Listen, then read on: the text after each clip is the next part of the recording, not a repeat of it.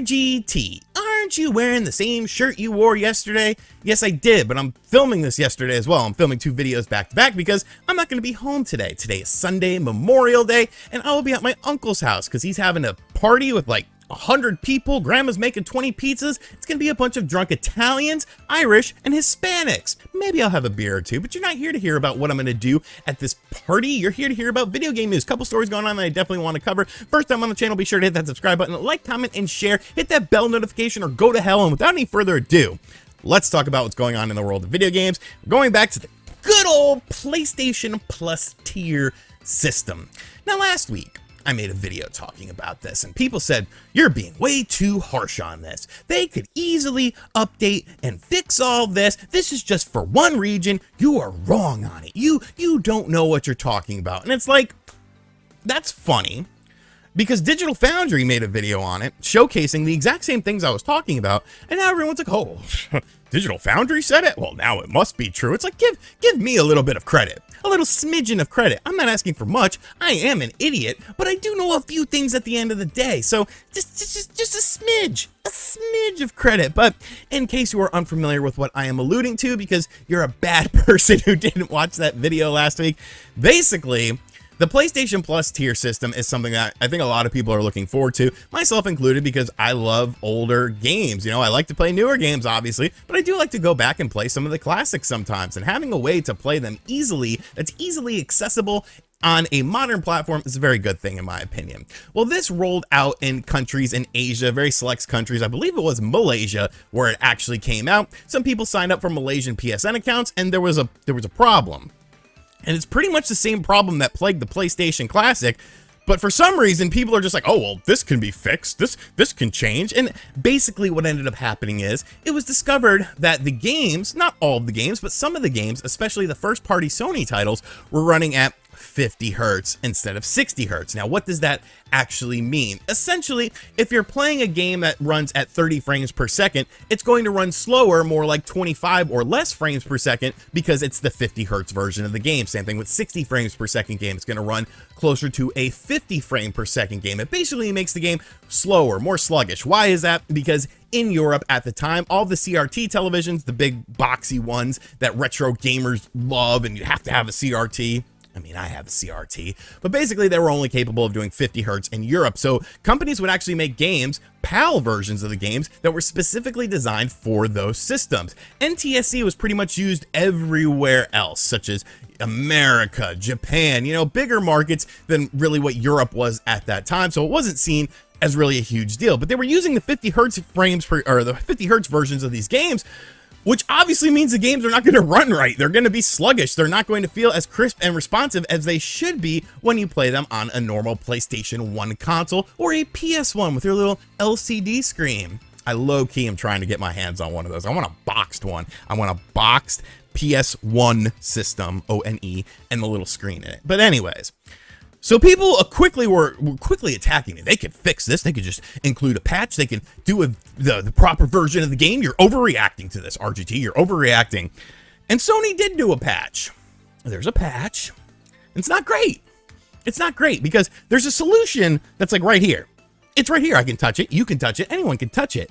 But instead, Sony decided to go in this direction. And essentially what they did was they released a patch for the 50 hertz versions of the games that they released, and included like some doubling on the frame rate skips. So now it feels more like a 60 hertz game, and it feels like it runs at the proper frame rate. But first off, it doesn't. It mimics it, but it's not quite the exact same. But the bigger problem is now this is introducing ghosting into things. And if you're not familiar with what ghosting is, basically imagine when you move in a game, there's like a trail that's like following you, a ghostly apparition. Now, if it's a horror game, okay, you can get away with it. It's artistic design. But in pretty much every game, I mean, I don't remember Siphon Filter having zombies, demons in it. It's been quite a while since I played Gabe Logan's first game, but it's like, this is the most half-assed solution in the world, because there's a proper solution. It's right here. Like I said, use the NTSC versions of the games. Use the NTS version of the ISOs. This is not rocket science. Okay, the ISOs are right there. You could literally go onto a website and download the proper ISO, the NTSC ISO. And if they did that, I don't think people would care because they would be happy that they would be able to play the proper versions of these games, the way the games are supposed to run and the way the games are supposed to look. If you want to add post filters into it, you know, the modern filter that they have on there, that's fine. That's cool. That's a good thing. But including things like artificial, you know, ghosting because of the fact that you're too lazy to actually do the NTSC versions of the game, somehow Nintendo did this right. Okay, somehow Nintendo did it right, where if you are in Europe, you can choose to play the 50 hertz version of the game, or you can play the 60 hertz version of the game. The choice is yours. And that should be the case with this. There should be a choice. There's no reason that a country, Malaysia, that is an NTSC region, is utilizing PAL ISOs of these games because that's not what was released there. That's not what was released in Europe. And you know, people shit all over the PlayStation Classic. I think all of us agreed about the PlayStation Classic, but for some reason, people are like downplaying this, and we're supposed to be cool with this. This is supposed to be a minor issue. It's like, no, it's the same issue that was on the PlayStation Classic, except you can't buy this for 20 bucks on clearance. You have to pay the $120 a year. So I don't know. You know, it's getting worse. It's literally getting worse, and they're showing you that they really don't care about this service as far as the retro stuff is concerned. The modern stuff is great. If you're a modern gamer, you have nothing to worry about. And let me clear that up. You know, if you are not interested in the retro stuff, you are fine. You're getting a ton of PS4 and PS5 games at your disposal. But when it comes to the retro stuff that I feel like was a big deciding factor for a lot of people, they dropped the ball on this. Completely dropped the ball on this. And it seems like they're not actually going to rectify it in the right way. So it's not an overreaction. If you want to play your PlayStation 1 games on your PlayStation 5, why would you want to play inferior versions of these games that don't look and run right when the proper version is right there? Sony, just for some freaking reason, isn't utilizing it. Make it make sense. Make it make sense in the comment section down below. If you can convince me in the comment section down below, I'll give you a $20 eShop, PSN, Xbox Live card of your choosing. If you can make this make perfect sense as to why we are utilizing ISOs of the PAL versions instead of the NTSC. I'm going to keep my $20 though, because you can. And finally, a little Nintendo news to talk about. Now, yes, the past two videos I made on the channel were a bit negative. I'm talking about the Big N one, talking about the fantastic new games added to the Nintendo Switch Online. It's amazing how many people defended those games. I had people telling me I loved pinball on the NES. I love pinball. So to play a ROM of it on your computer, it's not like you're getting any sort of additional experience by playing it on the NES service for the Switch Online. Like it's the most basic form of pinball known to man outside of like the Atari 2600. But you know, I digress. People love their pinball and Rival Turf. I don't know.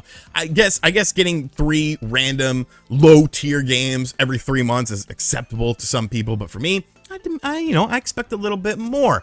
And then of course yesterday we talked about the whole Mario sports things, and I mean, there's a problem with them, whether you want to admit it or not, whether it's a problem for you or not, that's fine. But I think in general, we can all agree that there is an issue with this because it's something that Nintendo is pushing. Make sure you watch that video as well. Watch every video on my channel like 7 times. There's little Easter eggs sometimes in there, funny jokes.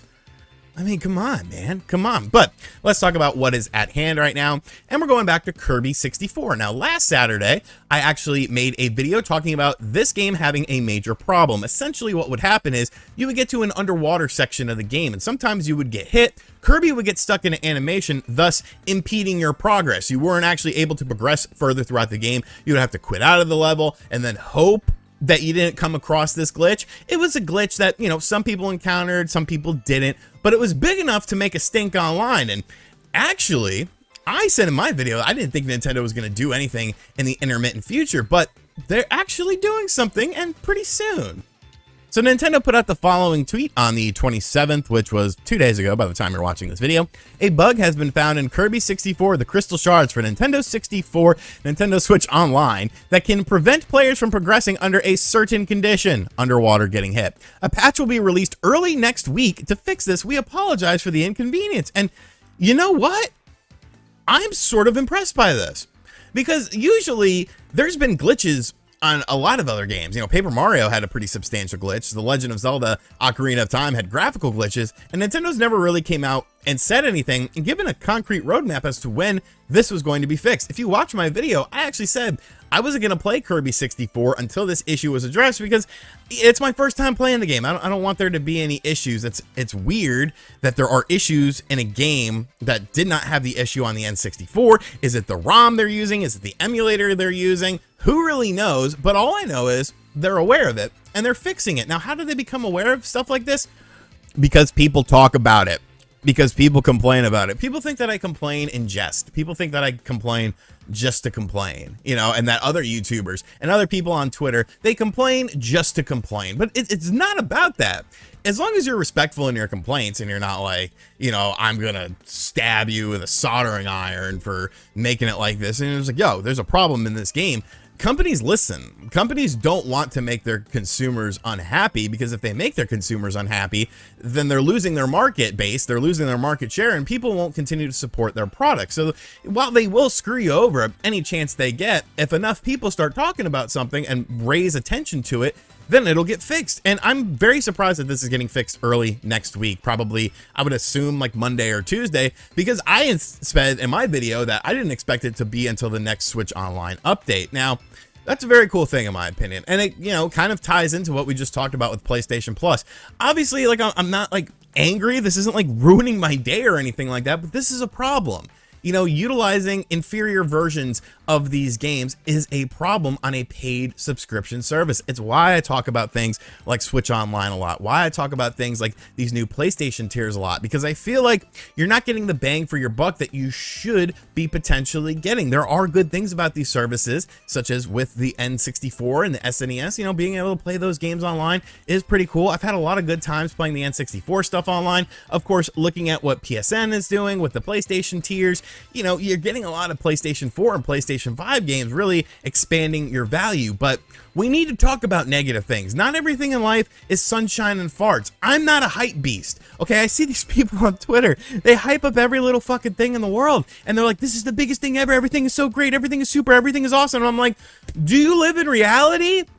Because that's not reality, my boy. Like, there's trials, there's tribulations, there's problems, there's issues that arise, and it's okay to talk about it, you know? It's okay to have your voice be heard. So shout outs to Nintendo for fixing this. Sony, I hope you continue to listen to people, because doing things like making a half-ass patch for the PS tiers, it's not good enough. It's not good enough. You're just including more problems into it by not just taking the obvious solution, which is the NTSC versions of these games. That would fix all the problems and everyone would be happy. So let me know in the comment section down below what you think about all of this. What do you think about Nintendo fixing this in a very timely manner? And what does this whole PlayStation Plus tier system really mean? Are you now going to be a little bit hesitant to check it out? They really should do like a couple-day trial or something, I feel, so that people can see if these, you know, butchered versions of the games are something they're interested in checking out. Obviously, I'll still be getting it because I'm a video game channel. I have to check it out.